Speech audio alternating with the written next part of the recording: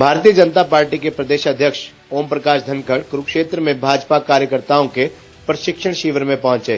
पंजाब में किसानों द्वारा रेल ट्रैक जाम पर उन्होंने कहा कि पंजाब सरकार को किसानों की मांगों को मान लेना चाहिए। केंद्र सरकार तो उनकी मांगे पहले ही मान चुकी है।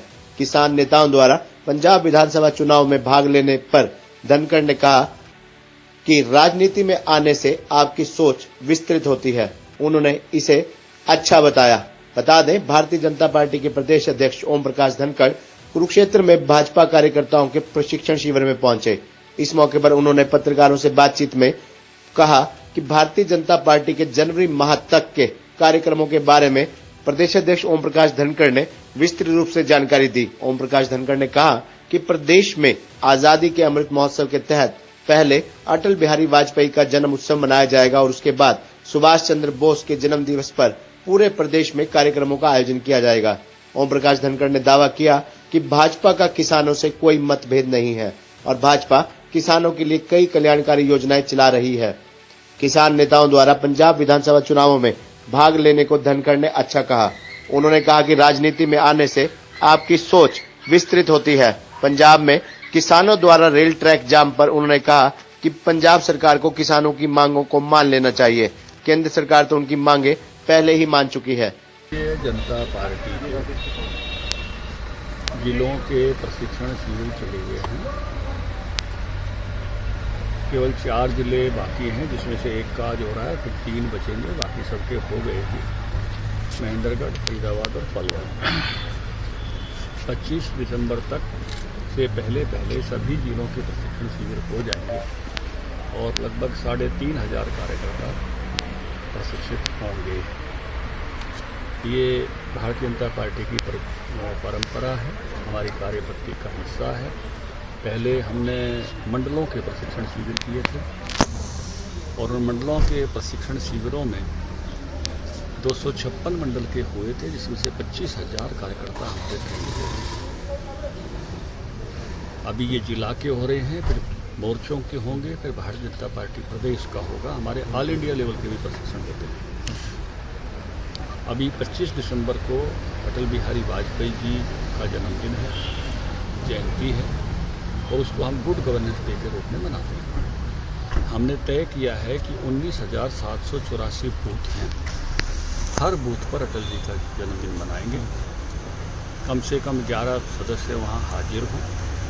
अटल जी का एक चित्र हमने हर बूथ पर भेजा है और अटल जी की 3 विशेषताएं वो चित्र पर ही हमने लिखकर भेजी हैं। शहीदों का सम्मान अपने गांव में कराया, उससे पहले नहीं होता था। सम्मान तो था, लेकिन अपनी मातृभूमि पर सम्मान कराने का श्रेय अटल बिहारी वाजपेयी जी को है, स्मारक बनवाए।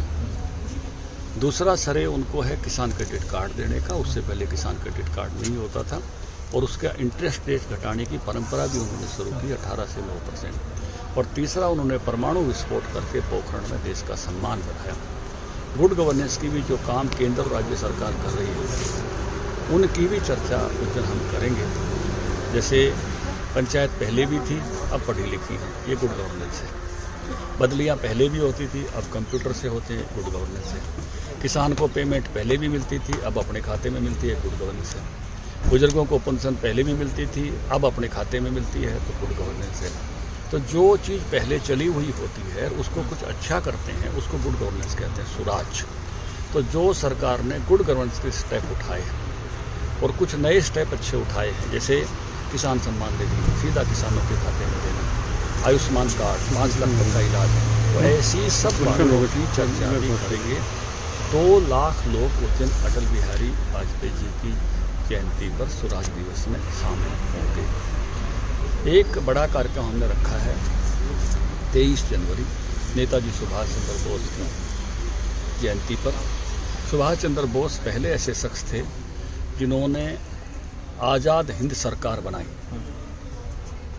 आज़ाद हिंद सरकार को 12 देशों ने मान्यता दी थी। नेताजी सुभाष चंद्र बोस ने अंडमान निकोबार द्वीप समूह को आज़ाद करा के, काले पानी की चीड़ को तोड़ के, और 30 दिसंबर 1943 को वहाँ तिरंगा फहराया था अपनी उस आज़ाद सरकार के हिसाब से, उसके मुखिया के नाते।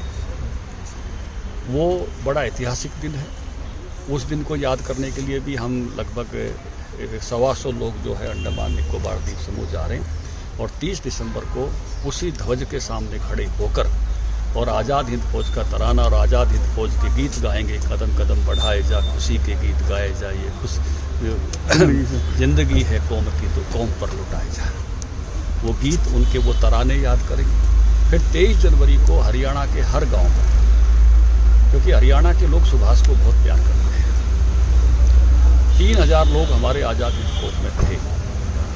हर गांव में जो हमारे सैनिक थे उनको बुला के सम्मानित करेंगे, उनके परिवारजनों को, क्योंकि वो बात पुरानी हो गई तो अब बहुत कम बचे हैं, कोई एक आध मिल जाए तो वो अलग बात है। और नेशनल फ्लैग लगाएंगे, तिरंगा झंडा, और 75 लोग उसके सामने खड़े होकर, क्योंकि आज़ादी का 75वां साल है। आज़ाद हिंद फौज के 3 गीत हमने तय किए हैं। भारत भाग्य है जागा, भारत नाम सुभागा जो उनका तराना था, एक मैंने जो अभी बताया आज़ाद हिंद फौज का गीत, और एक सुभाष जी जब 3 जुलाई 1943 को सिंगापुर पहुंचे थे और जब भारतीयों ने उनके लिए गीत गाया था, सुभाष जी सुभाष जी सुभाष जी है आ गए, सुभाष माने हिंद है, सुभाष जाने हिंद है। तो ऐसा एक भव्य कार्यक्रम 7500 स्थानों पर करेंगे, हर पंचायत और हर वार्ड 5,60,000 लोग उसमें हिस्सा लेंगे। ऐसा एक बड़ा कार्यक्रम जो है वो करने जा रहे हैं। तो ये आगामी कार्यक्रम आज़ादी के अमृत महोत्सव को ध्यान में रख के 23 जनवरी वाला रखा है, और हमारी ये प्रयास रहेगा कि 23 जनवरी से 15 अगस्त तक ऐसे आज़ादी के अमृत महोत्सव के भिन्न भिन्न अलग अलग उनको ध्यान में रखते हुए, जैसे अभी सुभाष का है 23 जनवरी, जिस महापुरुष के दिन आएंगे, जिनके बलिदान है, उन सब के निमित्त का किसानों को मनाने के लिए क्या रहेगा? रेलवे ट्रैक जाम कर रखा है सर, क्या कहेंगे? नुकसान कहीं ना कहीं पंजाब के साथ, यात्री कटरा फंसे हुए, हजारों यात्री फंसे हैं, ट्रैक बंद हो गए हैं, और चन्नी सरकार से नाराज है किसान, पंजाब सरकार से। देखिए, केंद्र सरकार ने तो बहुत ही बड़े मन के साथ सारी बातें मान ली हैं।